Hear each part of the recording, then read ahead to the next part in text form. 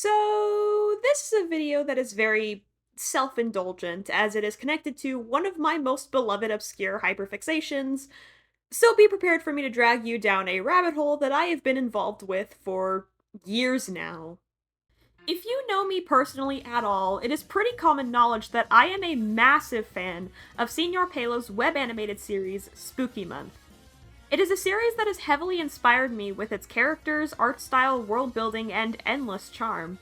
And of course, Spooky Month has a very dedicated and invested fan base. Now, the actual nature of the Spooky Month fandom is quite fascinating in terms of its growth.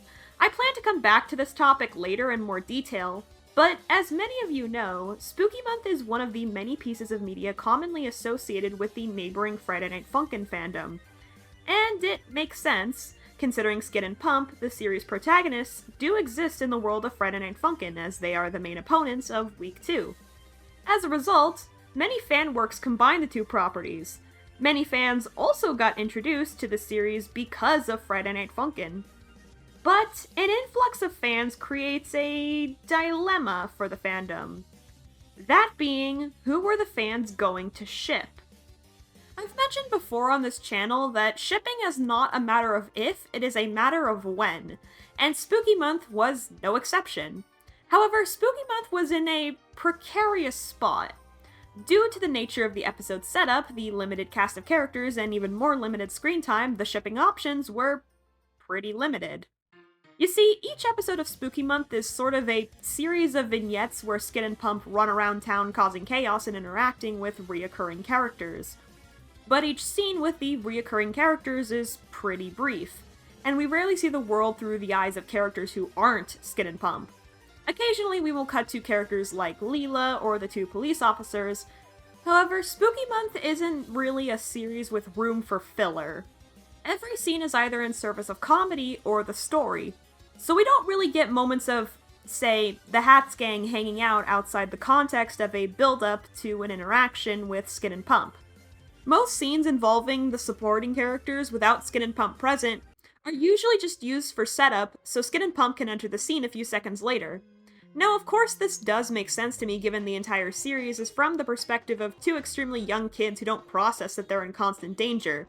In a way, the limited screen time for the supporting cast actually aids the character work, because while Skid and Pump don't acknowledge them, there are many small details and context clues that the audience is able to point out, which helps the audience understand the characters better, and it also gives room for speculation and headcanons. However, this doesn't change the fact that people were hungry for ships, and so the fandom began to get to work. One of the most popular ships is Smoky Donuts, the ship between the two police officers, John and Jack. This ship makes sense when you consider the fact that there is not a single scene where these two aren't seen side by side. They have a pretty fun dynamic, and a classic ship dynamic at that, with John being the more serious, stoic one and Jack being sillier. Plus, given their involvement with the story, there is a lot of potential for AUs and fanfiction. There is also Golden Lavender, the ship between Leela and June. With Leela being one of the main characters in the show and a popular one at that, of course she was going to get shipped. Now, Leela's ships are actually kind of interesting. Outside of Golden Lavender, her main two ships are Lavenderade and Poison Wine. Poison Wine is the ship between Leela and Skid's dad, which is a ship that is slightly confusing to properly explain due to the nature of Skid's dad right now, and analyzing the ship would start a whole other discussion, so we're saving that for another time. While Lavenderade is the ship between Leela and the monster from Friday Night Funkin'. A surprisingly popular crossover ship that united both fandoms. However, if you remove Friday Night Funkin' from the equation, Golden Lavender is the most popular Leela ship, and I think this is because it is the most canon of Leela ships. Not to say Lavenderade or Poison Wine are bad or lesser ships, I am a huge advocate for imagination in fandoms, but rather, these are ships that are more reliant on varying interpretations between different fans. With Lavenderade, there are so many interpretations due to the nature of Friday Night Funkin' and its mods. And as for Poison Wine, we don't even know the name of Skid's dad, let alone his personality. I bring this up because we see how June and Leela interact with each other, so it's easier for fans to agree on a dynamic. We see how June supports Leela through all her struggles and is always there for her, plus June is more upbeat, silly, and positive, while Leela is very cool most of the time, though she can quickly turn aggressive. but most importantly, they both care deeply for each other and their families. There are various other ships that are decently popular, like ships including Dexter, Bitter Popcorn, ships involving the Hats Gang members and Susie, Polyhats, and of course Bob X Reader. However, the Spooky Month fandom had a shipping dilemma, a dilemma of incredible proportions that had to be remedied, and fast. So, Kevin. Kevin is one of the main reoccurring characters, and I feel pretty confident in this generalization, one of, if not the most popular character in the fandom. And it's easy to see why. Kevin is the definition of a sopping wet cat character. He is God's comic relief. He is constantly put through the horrors, and he is so done with them. Fans love him for his pathetic swag and his dynamic with Skin and Pump. And yet, there was a problem. No one could decide who to ship him with. This makes sense considering Kevin spends pretty much all his time on screen stuck in a candy store on the clock, but the fact that Kevin didn't have a main easily agreed upon ship was a huge problem. If you have a popular character in the fandom, you need to ship them with someone, for the fandom ecosystem to be sustained. So, as a result, for a while, Kevin was pretty much thrown around to various different characters in the hopes that something would stick. Frank, Leela, the candy dealer, Jack, Radford, Kevin was tossed around to all of them at some point in the fandom's life. I would say the most successful ships to come out of this era were Jawbreaker and Caramel Popcorn, or sometimes just shortened to Caramel Corn, which are the ships with Frank and Radford respectively. However, neither were able to become the main Kevin ship. For Jawbreaker, I think this is because Kevin is the most popular character in the fandom, while Frank is pretty divisive. For those who don't know, Frank is a child kidnapper who then calls the parents for ransom money. There are many fans who find him funny and interesting, but there is an equal number of fans who dislike him greatly. As a result, I think many fans struggle to get attached to Jawbreaker due to Frank not being as popular as Kevin. For Caramel Popcorn, while the ship is a lot more popular now, that is largely for 3 reasons. 1, we actually see Radford and Kevin interact on screen. 2, we see more of Radford's personality. And 3, we see how their dynamic actually is, and we see that they are actually friends. However, when Radford first appeared, there wasn't really much, for lack of a better word, substance to Caramel Popcorn. Many thought the ship was cute, but it didn't really catch on. Most likely due to the fact that Radford's screen time was so limited. There were glimpses of his personality, but there really wasn't much for a large majority to latch onto. Despite the various attempts to create a ship for Kevin, nothing really grabbed the attention of the majority. Well, at least that was the case, until November of 2022. In November of 2022, the 5th episode of Spooky Month, titled Tender Treats, was released. This was a massive turning point for the fandom, for multiple reasons. But one of those reasons surrounds a single character introduced in this episode. A character that outlived their intended use and became a mainstay in the fandom. A character with one of the most fascinating fanon legacies that I have ever seen. At 7 minutes 12 seconds into the episode, a haunted house worker dressed as a vampire greets Skin and Pump at the entrance to the haunted house. He welcomes them inside before encountering Bob Velseb, the cannibal serial killer who is chasing Skin and Pump throughout the episode. After a brief scene inside the haunted house, Skin and Pump exit, only to encounter the same haunted house worker, injured and bleeding. The implications are clear. Skin and Pump, however, think it is part of the show and run off. Bob is not far behind them, dropping a bone to the ground and licking his fingers. This scene caught the attention of a lot of fans, both because it is a really well-executed scene that utilizes the horror of the implications, but also because of how ambiguous it was. The haunted house worker is clearly still alive by this point in the episode. We know he got attacked by Bob, but because his eyes are still moving and we can hear him making noise, we don't know to what extent he got attacked, which caused a lot of people to wonder, did he actually die off screen, or is there a chance he is still alive? This little moment would change the course of the Spooky Month fandom forever, as Streber would quickly become a fan favorite. The second the episode was released, many people gravitated towards Streber for a variety of reasons. He had an appealing design, what appeared to be a charming personality, and most importantly, the perfect scenario for angst. Due to the ambiguous nature of what happened to him, there was a lot of fan speculation. People either decided that he had bled to death on the steps of the haunted house, or due to a few drawings made by the crew, including Palo himself, many people subscribed to the idea that Streber survived but had his arm ripped off. But most importantly, both scenarios were angsty as hell, and fandoms love their angst. As a result, Streber became extremely popular in the fandom solely for being an angst magnet. But there's an element of Streber's fan content that I've yet to mention, and by that I mean his relationship with Kevin. By that I mean his completely fanon relationship with Kevin. You see, at 11 minutes 43 seconds in, there is an Easter egg hidden in the background. It blends in well, but fans eventually realized it was text. Text that read, Kevin X Streber. As you can imagine, the fandom went ballistic. Once the fans realized this, Kevin and Streber as a ship exploded across the fandom. Twitter, Tumblr, TikTok, the fandom latched onto the ship instantly.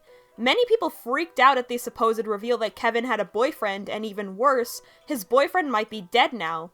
Cue the influx of sad and angsty fan art and fanfiction. I saw all of this go down in real time, and I can confirm the fan content was instantaneous.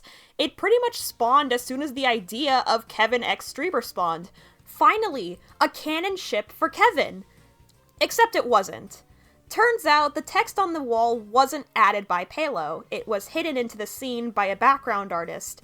Palo had no knowledge of it until after the fandom started freaking out about it. Palo was just as surprised as we were, so no, Kevin X Streber was not canon. But that did not stop the fanon content. Of course it wouldn't. When has it ever? In many ways, the situation was the perfect recipe for fanon.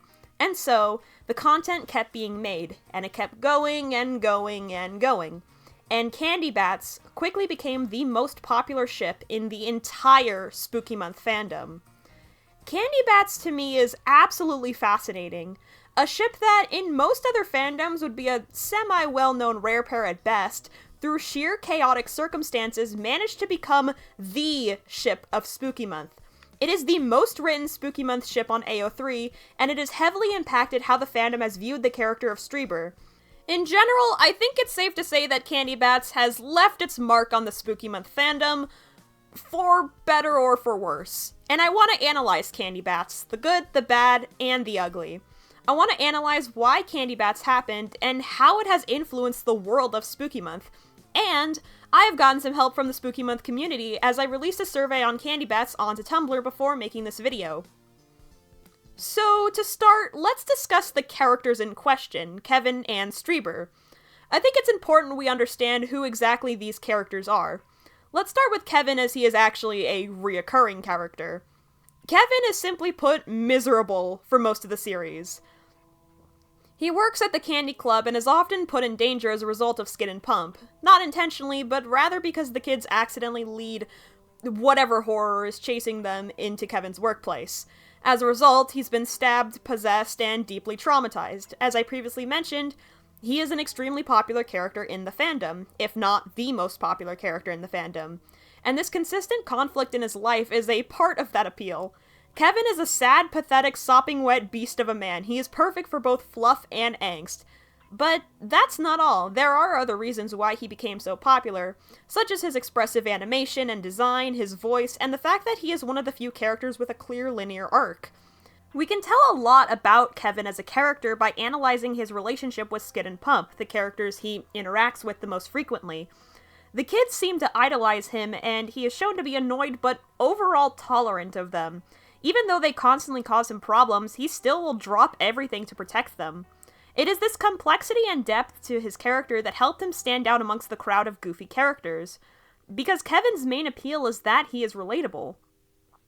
Sure, he gets frustrated by the people around him, but he is willing to help them. He's a normal retail worker in a small town controlled by a supernatural cult, and he struggles with the side effects of that, but he is trying his best. He doesn't always handle the chaos of his job in the most graceful manner, but that's part of his charm, especially when he does have his brief moments of a softer side. Compared to the goofier and more supernatural characters, Kevin is one of the most down-to-earth in the series. He's not a perfect guy, but he's a very realistic character despite the nature of the series, and thus he has become a fan favorite. Now, let's talk about Streber. There is admittedly not much to say about Streber, which isn't too surprising because he barely has even 3 minutes of screen time.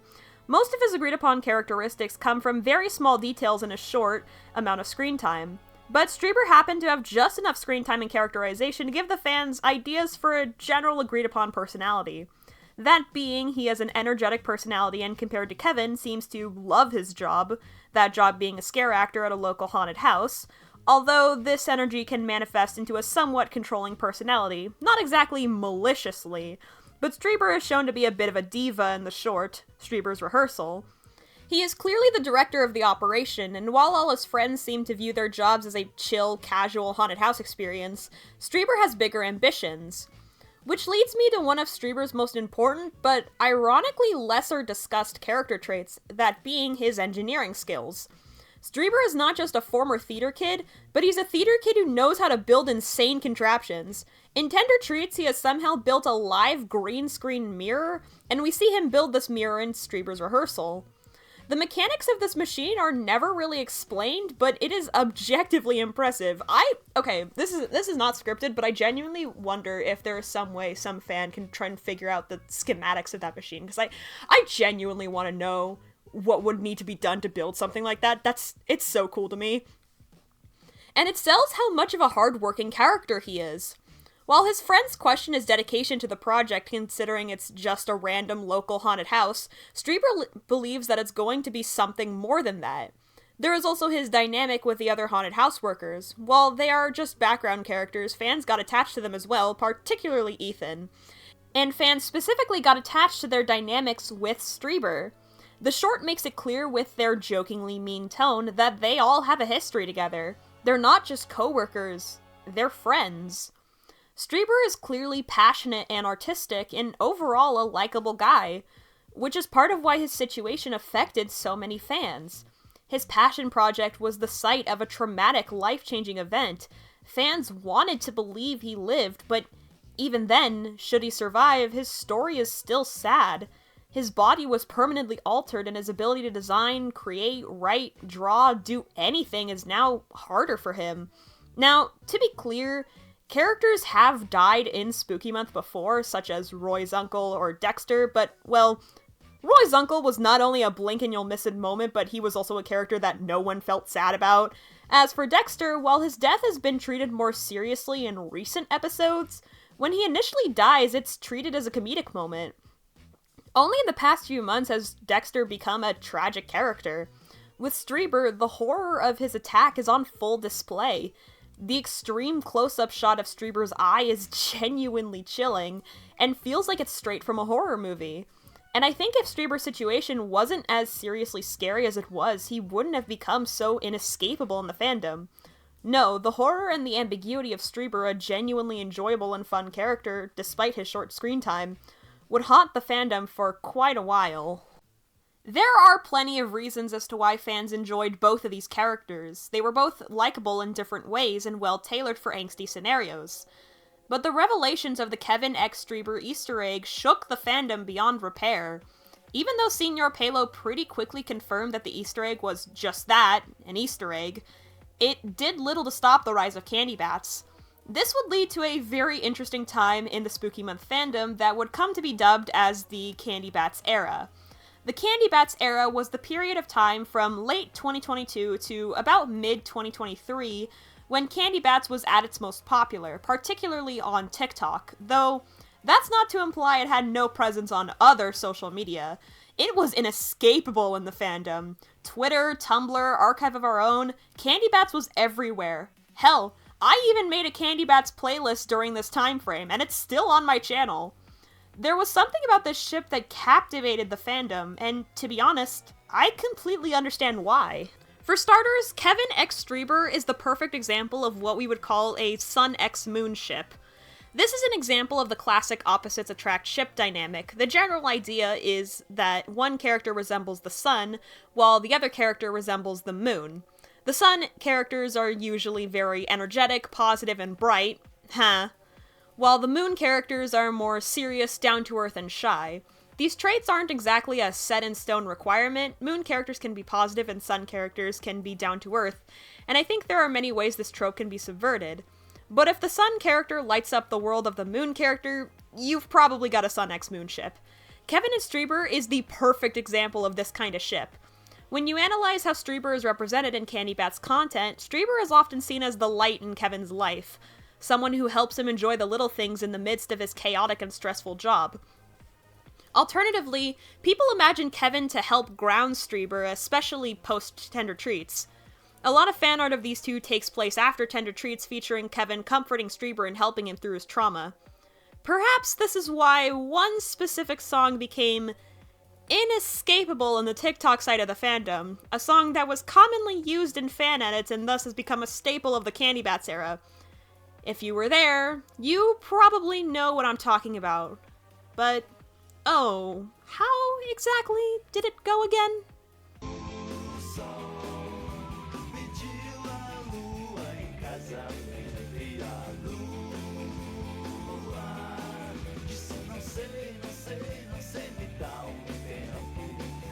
Yes, I could not make a Candybats deep dive without bringing up this song.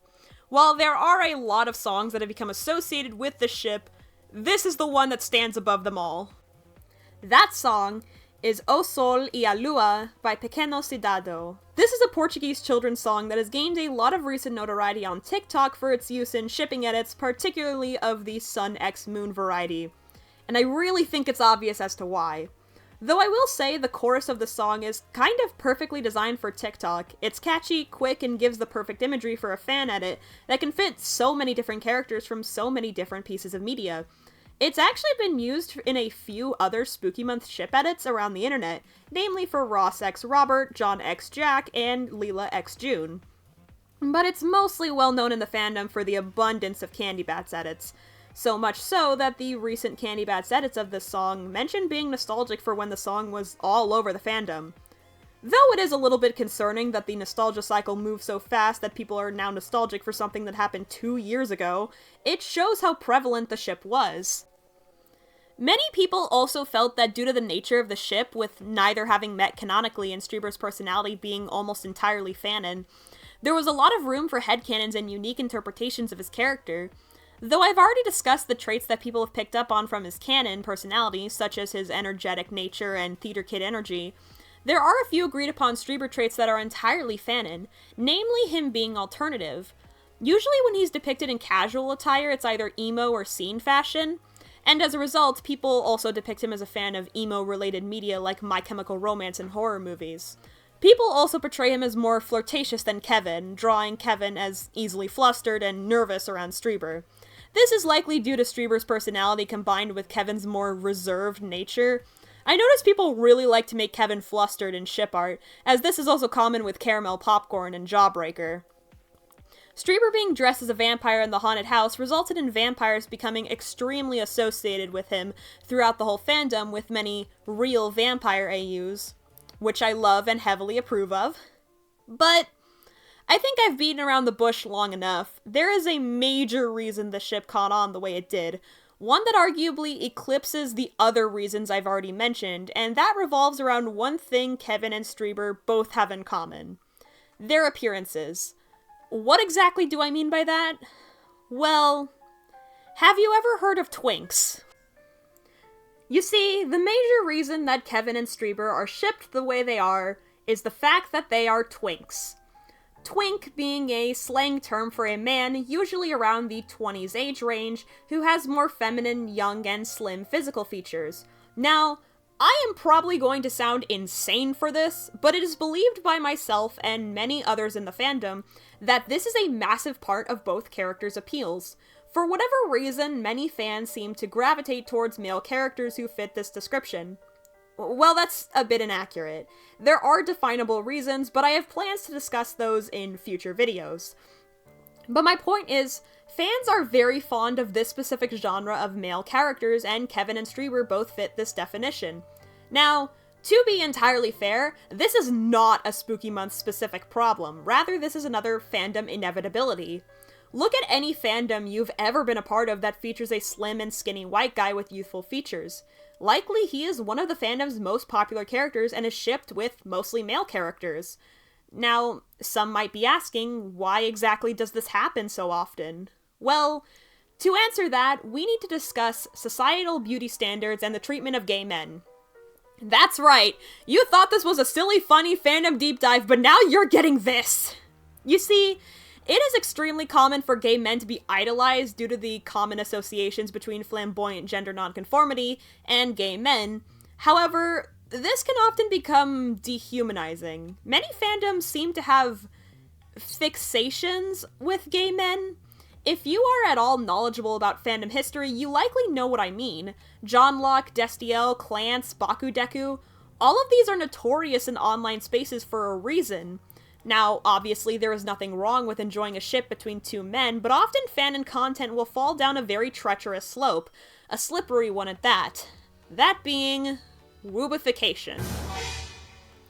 Wubification is fandom terminology for when a character, usually an adult man, is infantilized and treated like an innocent and pure figure in the fandom who must be protected.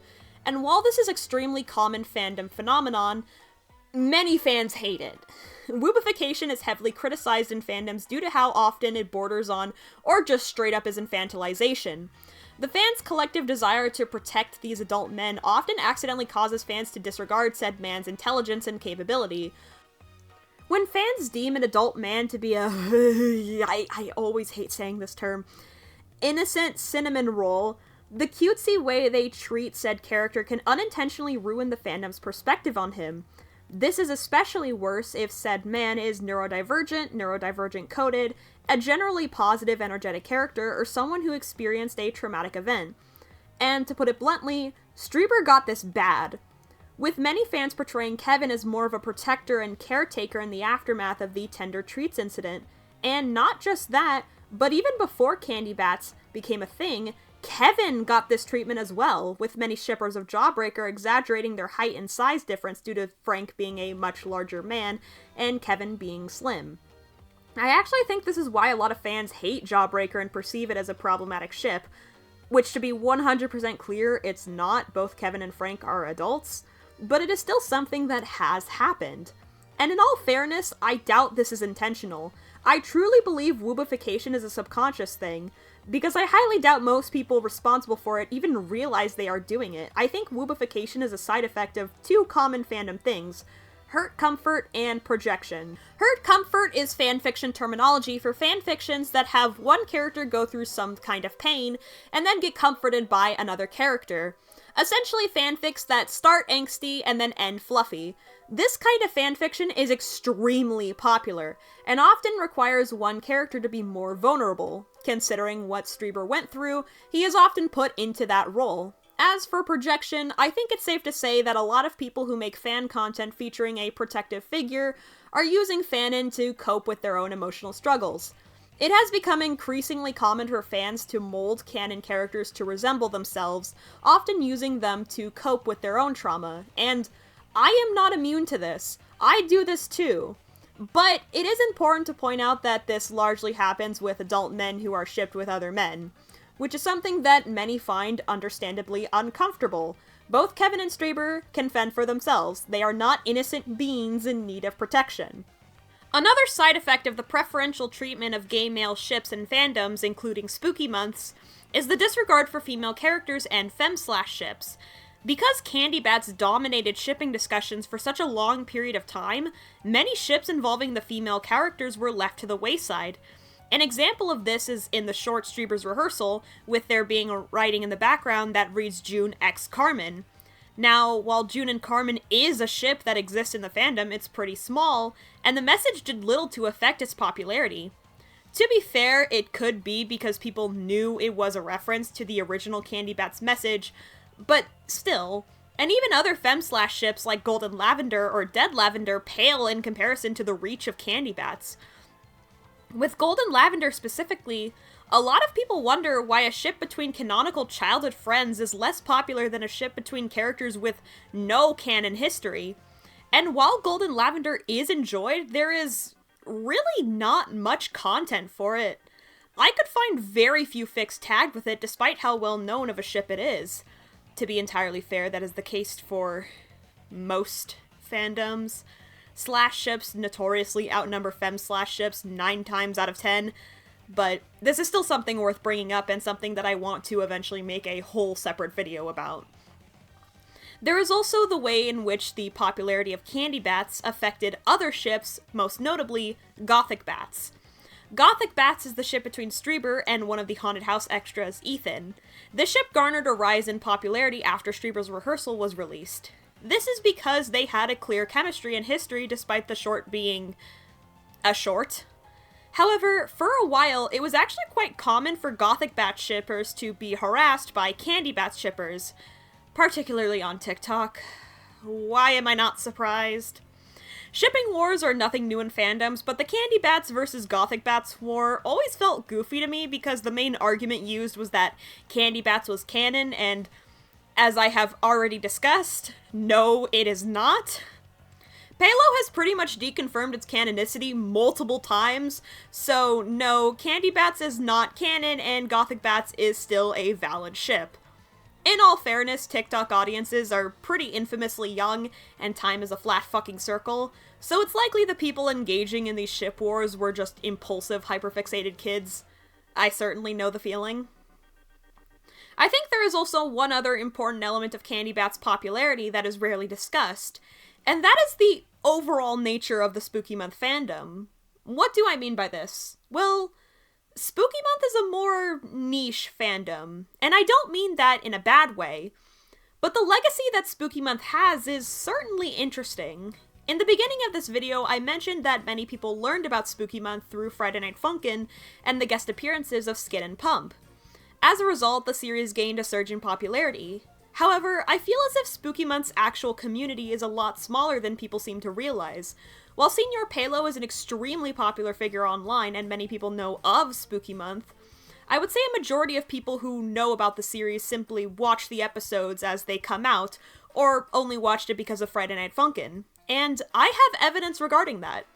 If you look at the view counts of episodes 1, 2, and 3, they all have view counts in the 40 to 50 million range. These episodes specifically are important for this point, because before Friday Night Funkin', the only episodes that were available were episodes 1 and 2. Then, in November of 2020, a little bit after Friday Night Funkin' first released, and around the time the hype was beginning to build, episode 3, Unwanted Guest, released. Episode 3 even has a cameo of Boyfriend. But then, when you look at episode 4, Deadly Smiles, there is a gap in the view count of 33 million. Now, to be 100% clear, these view counts are still impressive. I'm not trying to imply any kind of fall off for Palo. I would argue that Spooky Month has only continued to grow in recent years.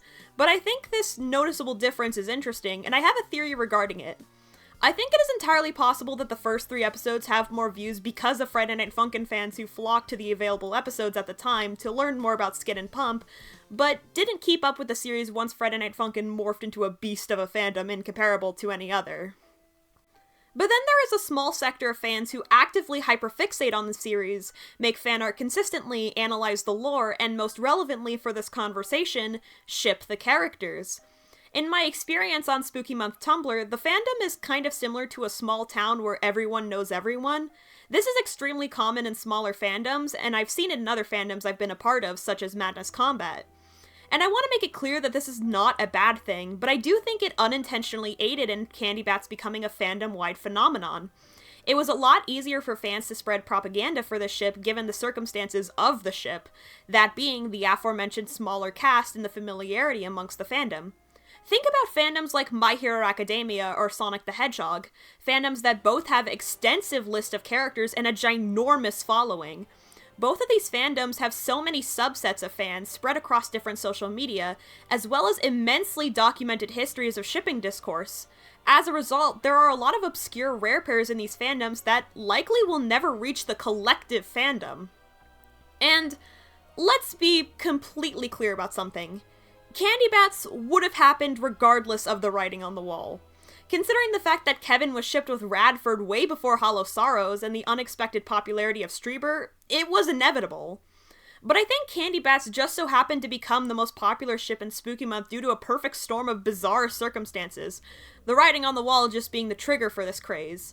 And though the Candybats era is effectively over, its legacy is not. Candybats is still an extremely popular ship in the fandom, though ships such as Caramel Popcorn have been steadily growing. But regardless, Candybats will remain fascinating to me, and not just because I got hyperfixated on it during the Candybats era. It's one of the most interesting examples of a purely fanon ship that I've ever seen. It aided in the popularity of a random background character, turning him into a fan favorite. And most importantly, it's just a fun ship. Even though it has had some issues, pretty much every popular ship has. Even though there is a lot to criticize about the following that Candybats received, it wasn't anything special for Candybats, rather a microcosm of fandom shipping culture. But regardless, I will always love Candybats, and I find it super interesting, and it's also just a really cute ship. Whether you like it or not, it definitely has left one hell of a mark.